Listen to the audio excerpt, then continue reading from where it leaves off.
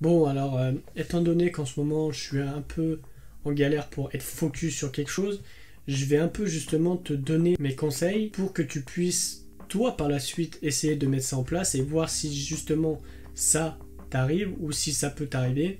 Parce que je pense qu'on est tous humains, arrivé à un moment, on a besoin de changer d'air, on a besoin de changer nos habitudes, d'environnement, etc. Donc c'est ce qu'on va voir un peu dans cette vidéo, c'est que pourquoi en ce moment j'arrive moins à travailler, pourquoi en ce moment je suis moins focus.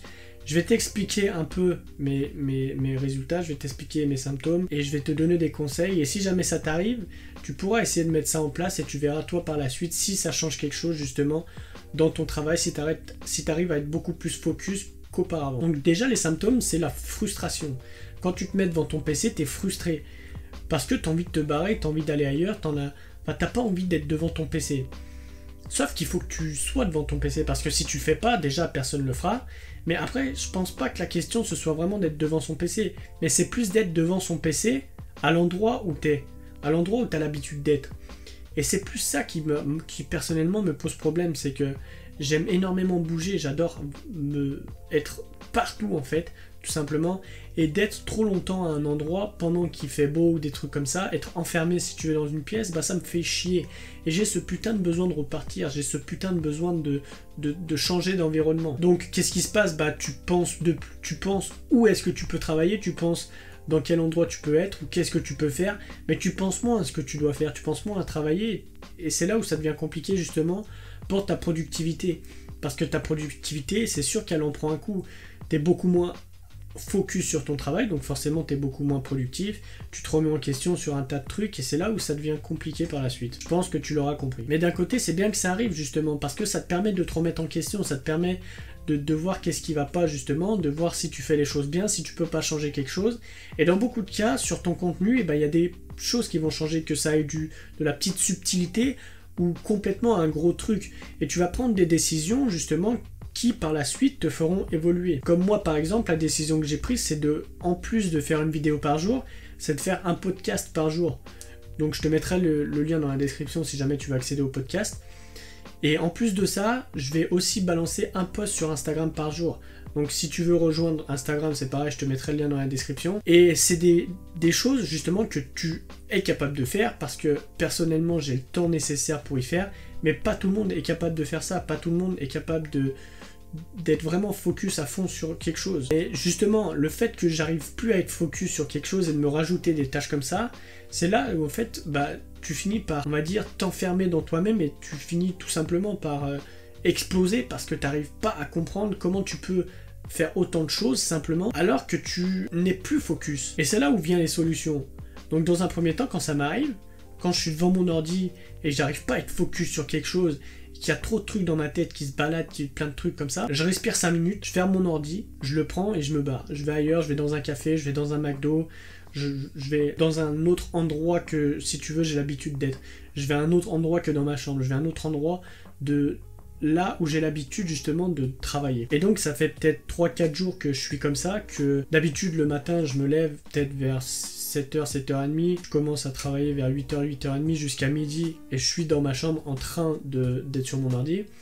Sauf que dans ma chambre il fait assez sombre, donc je m'enferme un peu si tu veux pour pouvoir être plus focus. Sauf que c'est bien, mais arrivé à un moment comme là actuellement, bah je pète un câble. Donc ce que je fais c'est que le matin je déjeune, et puis une fois que j'ai fini de déjeuner, bah je me barre ou dans un McDo ou dans un café ou peu importe la chose justement qui va pouvoir me faire travailler. Et donc qu'est-ce qui s'est passé justement au travers de ces quelques jours? Bah j'ai été beaucoup plus productif.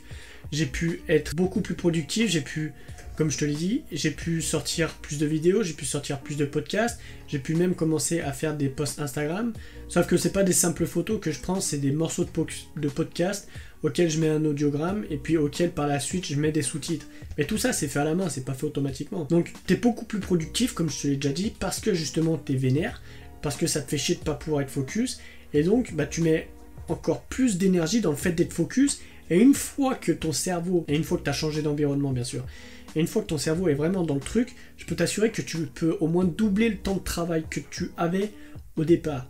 Comme par exemple aujourd'hui, j'ai peut-être passé 3-4 heures sur tout ce qui est création de posts Instagram, podcast, etc. alors que d'habitude j'y passe entre 1 voire 2 heures. Et le fait justement de changer d'environnement, ça va augmenter ton inspiration. C'est que tu vas avoir plus d'idées pour des contenus, tu vas avoir plus d'idées pour que ce soit des posts Instagram si t'en fais, des vidéos YouTube ou encore des podcasts ou des rédactions de mails. En fait, tu vas avoir beaucoup plus d'inspiration, tu vas avoir plus d'idées qui vont te venir et tu vas pouvoir plus développer ça dans justement tes vidéos. Parce qu'en fait, quand tu restes dans ton endroit habituel, bah, ton inspi va être limitée.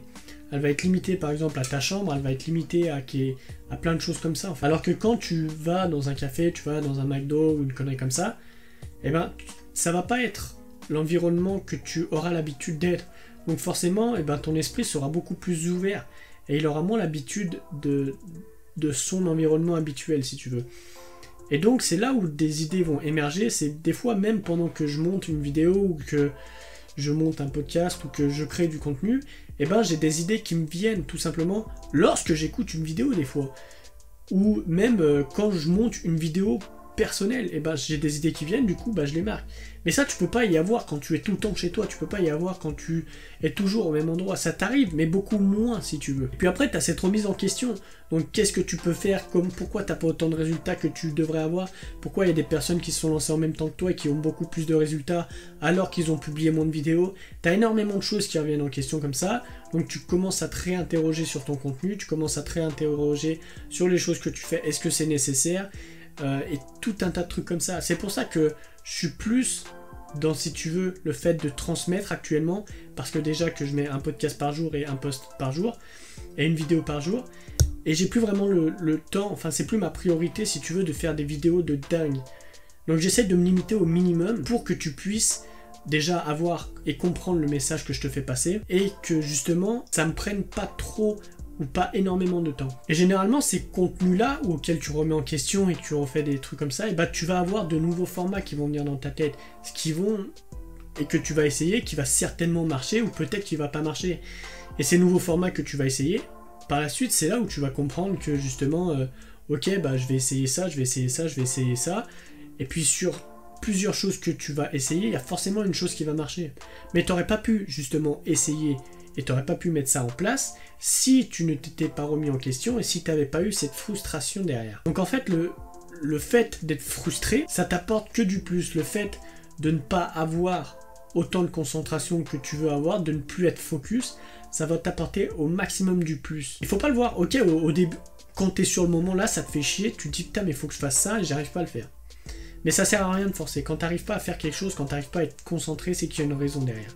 Et c'est pour ça qu'il faut que tu te poses 5 minutes, que tu respires, que tu comprennes cette raison, et puis que tu te barres. Parce que si tu restes justement dans ton environnement, eh ben, tu vas arriver à rien faire. Tu vas pas arriver à pouvoir développer du contenu, tu vas pas pouvoir développer d'autres idées ou d'autres systèmes justement que tu mets en place. Et justement, tout ce système, toutes ces choses-là, toutes ces stratégies ou tous les trucs que tu vas mettre en place, dans beaucoup de cas, il y a beaucoup de personnes qui n'arrivent pas à mettre ça en place. Il y a beaucoup de personnes qui n'ont pas justement l'émergence de ces idées, l'émergence de ce contenu ou de ce nouveau format à mettre en place. Et moi, c'est ce que je te partage dans mes mails, et je te partage vraiment énormément de choses pour que tu puisses te développer, pour que tu puisses justement faire ce que les autres ne font pas et aller là où les autres ne sont pas. Mais je veux pas n'importe qui, je veux pas des gens qui sont là à simplement écouter et puis à rien faire, à pas agir. Si t'es comme ça, sincèrement, t'inscris pas. Franchement, c'est pas intéressant, et puis moi je m'en branle, tu vois. Enfin, tu vas pas être le genre de personne à vraiment faire ma fierté. Tu vas pas être le genre de personne qui va développer un business de dingue. Si t'es là juste pour écouter, eh ben écoute juste. Mais t'inscris pas au mail. En revanche, si t'es là pour écouter et que tu veux vraiment avoir un truc de fou, tu veux construire quelque chose et que tu veux tout simplement être libre, que tu veux vraiment, que tu sais que grâce au contenu et que tu as la conviction que grâce au contenu, eh ben tu peux vraiment développer quelque chose. Toi, je me fais même pas de soucis parce que je sais que tu vas rejoindre mes mails et je sais que tu vas vraiment tout donner, que tu vas tout mettre en place, que tu vas prendre point par point, que tu vas mettre ça dans ton business et que tu vas surtout développer quelque chose de très très grand. Donc toi, vraiment, si t'es comme ça, tu peux rejoindre le lien dans la description, c'est le premier. Et moi, je te dis à tout de suite dans mes mails.